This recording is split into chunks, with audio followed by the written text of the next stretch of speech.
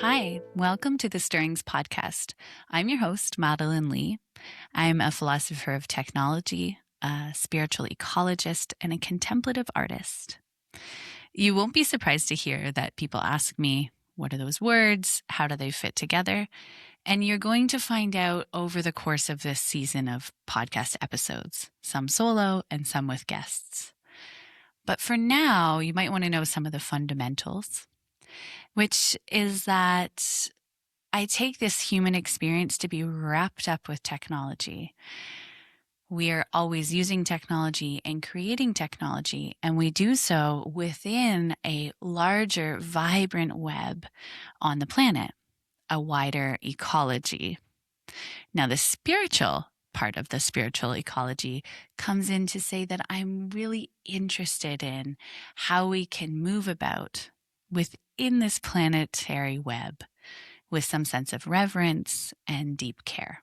And the contemplative artist piece, that's something that I've woven into my work on speaking, writing, now podcast hosting, and consulting when I'm working on the ethics of technology. And what I'm sure of, there's a few things I'm sure of, and one of them is that when we are trying to move into these postures of care, postures of reverence, it's probably not going to happen through a checklist or a really clear and tidy framework or a logical argument. We come in poetically. We come in sideways. We are stirred into such a posture. And so when I'm doing my work and living my life, I'm interested in how we unfold and loosen into a state of creativity and artistry.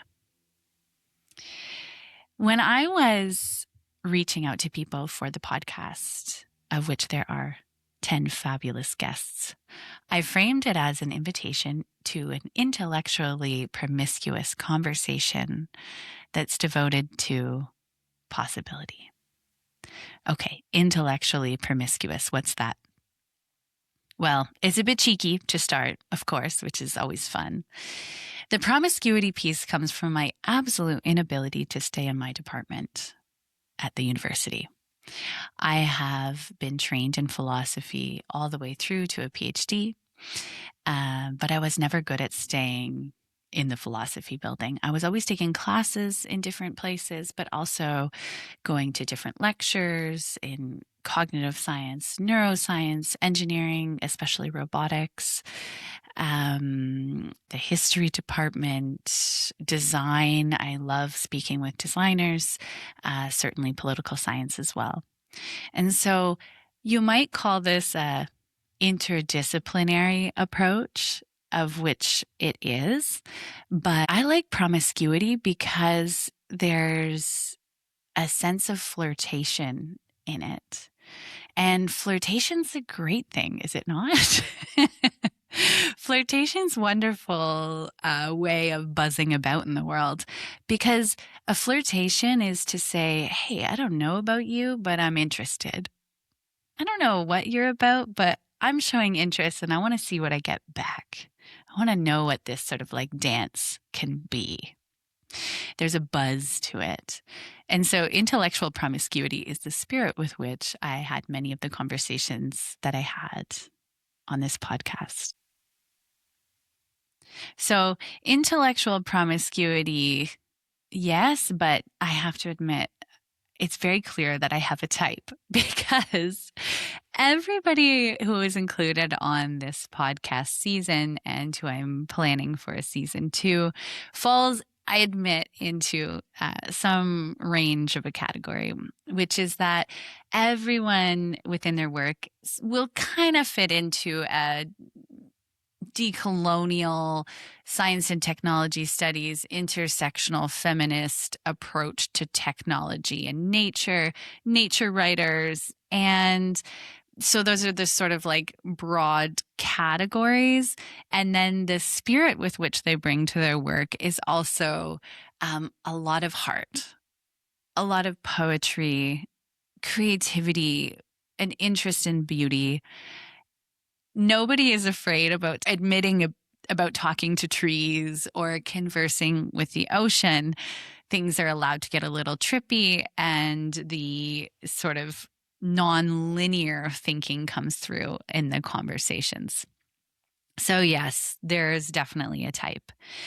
Everyone is also really open to a sense of possibility, possibilities. There's brought up many times in the conversations that we're sort of in this threshold moment, of which we maybe are always in a threshold moment. And at this threshold moment, there are many ways that the next steps may go.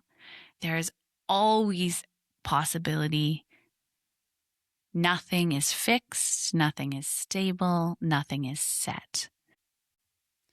And the sense of possibility is something that I wanted to really bring out in this podcast because, like most people, I too can feel very overwhelmed in the world right now, trying to keep up with global affairs, a job, a family, a local community. It can all feel quite overwhelming. And when we get overwhelmed, there's two sort of things that I see happen. One is that you can get frozen and can't figure out what the next steps might be. And so there's sort of a shutdown. On the other hand, we might go full speed into action mode, into savior mode when we're feeling overwhelmed. This offers a sense of control, a sense of power, but it might not be really the most useful thing. One of our guests, Bayo Komalafe, has this line that is so helpful for the moment right now, which is to say that times are urgent, let us slow down. The times are urgent, let us slow down. The slowing part is something you've certainly seen and heard about a lot in the last years, as is necessary. There is a revolutionary power in rest, revolt in stillness. And yet, as our guest in episode 2B, Gust, reminds us, that slowing down is actually not the destination. It's not the end towards we are trying to end up. He tells in this episode that slowing is more of a place and a state of being where you find yourself so that you're actually sensitive enough to be able to hear the buzz of the many possibilities vying for our attention. So slowing down is not the end goal, but a way of being in which we may be able to even hear the different paths calling out. This is how we enter into the living conversation of which we are always a part of on the planet. I think this is something important and repeated throughout each episode, is that we're just one part of this planet. We're just one part of this ecology. An important part, humans are, of course, but one part. Let me read you a poem I wrote some years ago. It doesn't have a title. Of all the ways this earthly story might have gone, the elements gathered just so. Time and space wove their magic and two-legged creatures covered up in skin, slow to grow, perhaps slow to learn, bold, ambitious, terrible, fierce, fiercely loving, small, delicate, tender to touch, drawn to awe and despair both, an unlikely gathering of stardust, and yet just another of Earth's happenings, floating in space around a sun that is one of many. An unlikely gathering of stardust, and yet just another of Earth's happenings. I speak more about this in my work and workshops titled Remember We're Earthlings. And I'm going to do a whole solo episode on this. But I just wanted to draw your attention to those lines as a way of framing the podcast as a whole. There is such a uniqueness and beauty to humanity. We're an unlikely gathering of stardust. And yet, just another of Earth's happenings. When we speak to Laura Francois, she talks about systems feelings. And this poem is really an invitation to feel into the wider systems we are a part of. To feel that we are an important part of it, but just one part.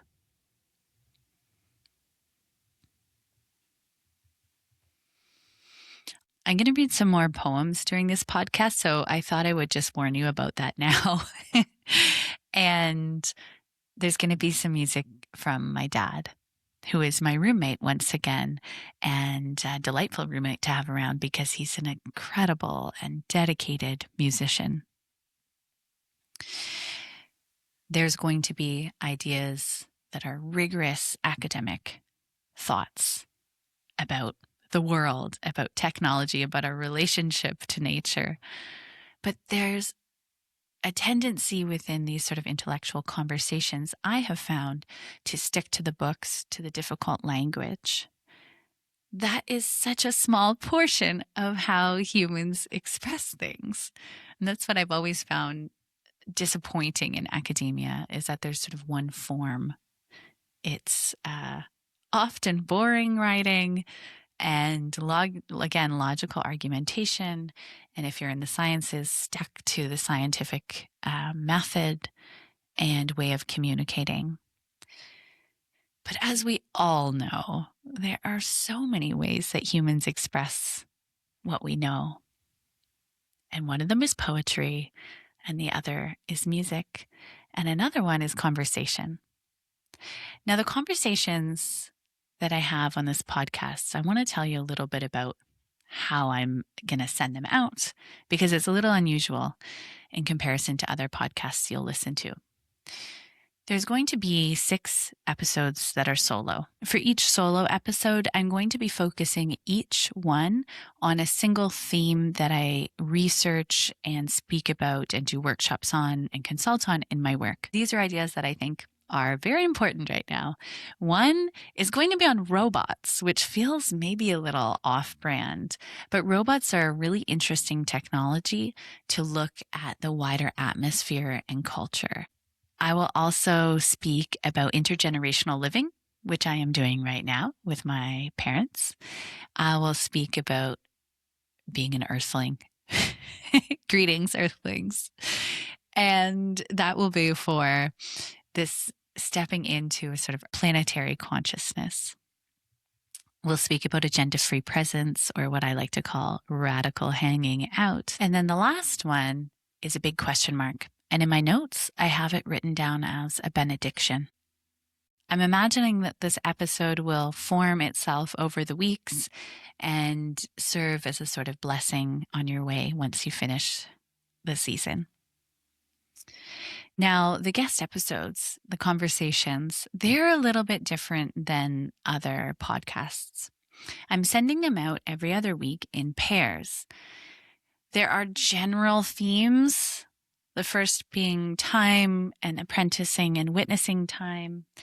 The next is poetic knowing, followed by slipping the systems and feeling into the systems. The next is intuition and body and beauty. And then lastly, we end on healing and experimentation and play.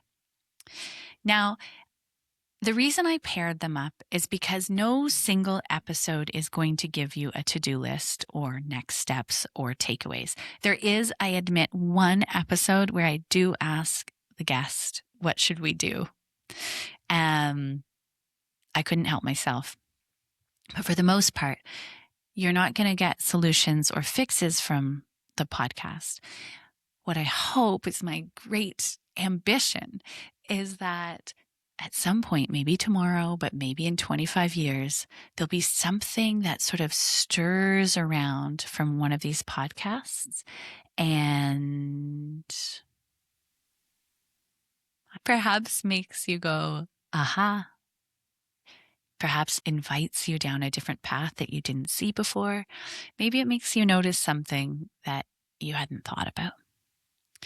I'm not in control of that outcome. But what I have done is organized things in a way that I hope is meaningful to you someday.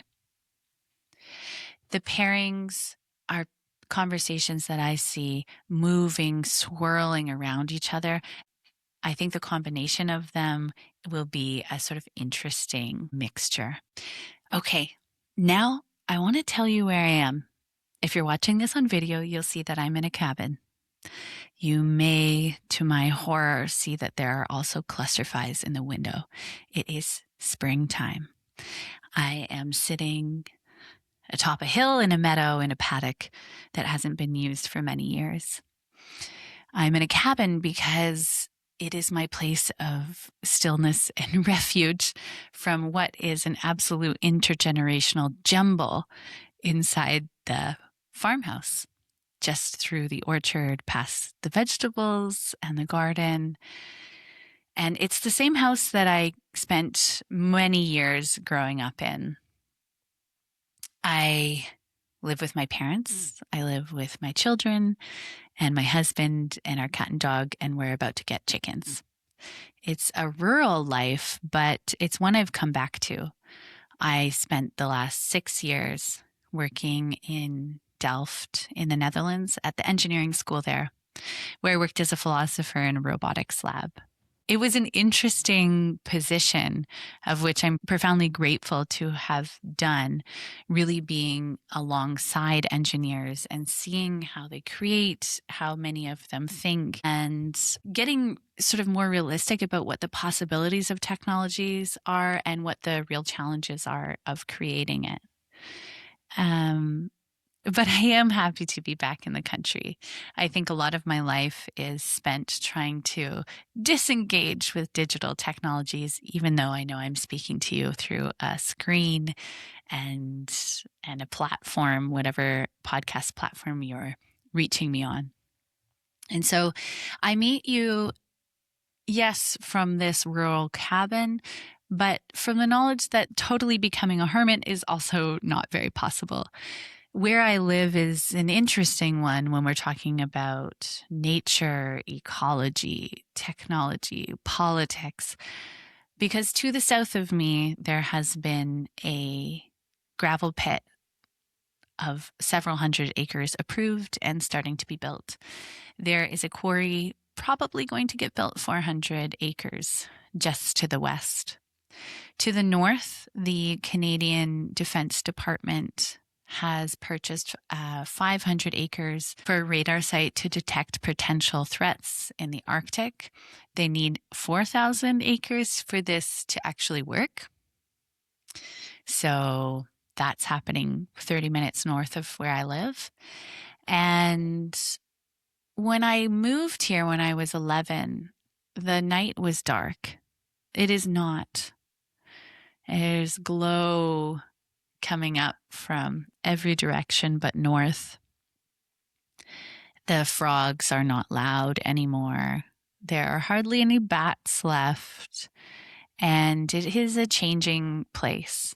So in that sense, this vision of being a hermit out in the country and not being involved in the wider industrial spread is impossible. And so, like many of you, I think I'm trying to piece together this life that feels pleasurable, that feels nice and interesting and rich in the sense of community and family and creative work, in a larger context that feels very pressing and is filled with a lot of terror, fearfulness. So that's where I'm meeting you, in this cabin. And I hope that the conversations that we have, again, can stir this sense of possibility and enlivenment in your life. And for our intro episode, we'll keep it a bit shorter. I'm going to end with the same poem that I read earlier, followed by some music from my father. Of all the ways this earthly story might have gone, the elements gathered just so. Time and space wove their magic, and two-legged creatures covered in skin. Slow to grow, perhaps slow to learn. Bold, ambitious, terrible, fierce. Fiercely loving. Small, delicate. Tender to touch. Drawn to awe and despair both. Ah, an unlikely gathering of stardust, and yet just another of Earth's happenings, floating in space around a sun that is one of many.